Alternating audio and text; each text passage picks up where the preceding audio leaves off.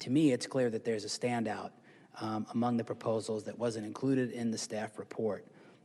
After reviewing everything, it appears to me that Casco is the right choice for this great park project.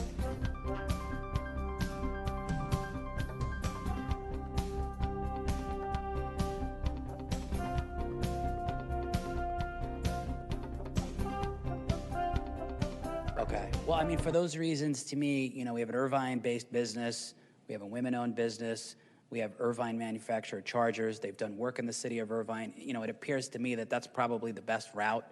So I guess I would make that motion. If I could finish my question, then maybe then you can make the motion, if that's okay? Oh, I'm sorry, my light was still on. Did I get an excuse? Did I get an excuse? I'm sorry, Director, I have the floor, so can I please get the floor back? I thought you were done, No, that's I wasn't. why. I wasn't done. Okay. I'd like to make a motion to go with Casco, if anyone wants to second that. You know, a EV charging manufacturer that this business was going to use, that manufactures the charging stations in the city of Irvine. At some point, Casco doesn't change equipment vendors themselves. Absolutely. Our relationship is with Casco. And so Casco can choose at the end of the day who they want to. At some point, Casco doesn't change equipment vendors themselves. Absolutely.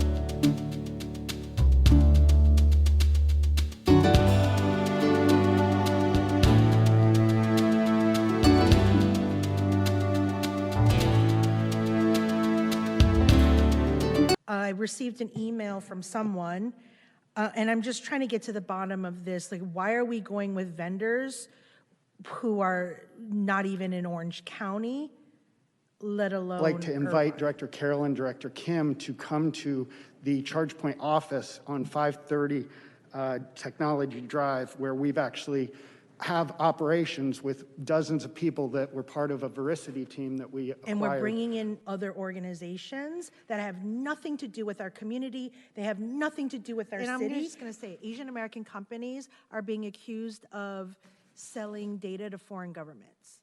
I have a real problem with that. So unless you've got absolute proof that that is happening.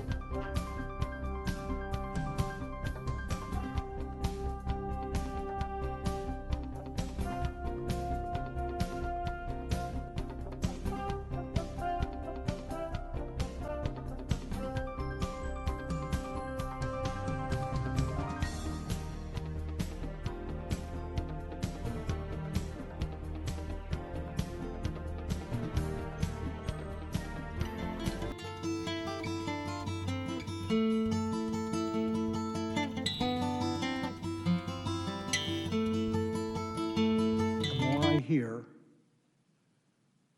the more it seems to me that this was some kind of a deal that was struck out of public view that is now imploding and doing harm to the city.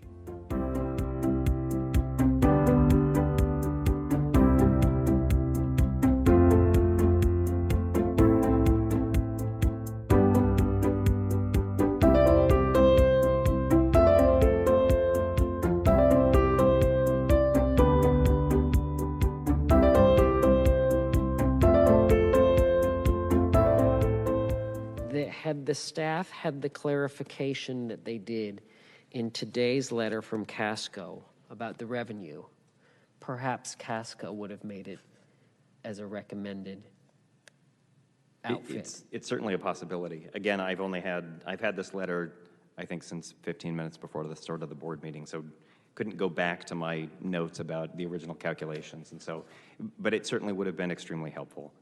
And understanding that some of their elements in the proposal were negotiable, and I think they expected a little bit of negotiation on them, and so that sort of changes the overall nature of the proposal. I mean, but you said that they were taken out because their number was too high. Yes, because we couldn't understand their justification. They didn't provide any textual descriptions for, and they didn't show their work for the math. So rather than our asking, we just said, nope, you're out of the process. So that's partly why we hired Cosmont to provide that. They have extensive experience with evaluating these types of proposals. And so looking at, have they ever experienced looking at these numbers? Did Cosmont call them? No. So both the staff and the consultant didn't understand the numbers presented by a proposer, and no one asked the proposer. That's correct. Board member Kim and Carroll, you just earned my vote on this one.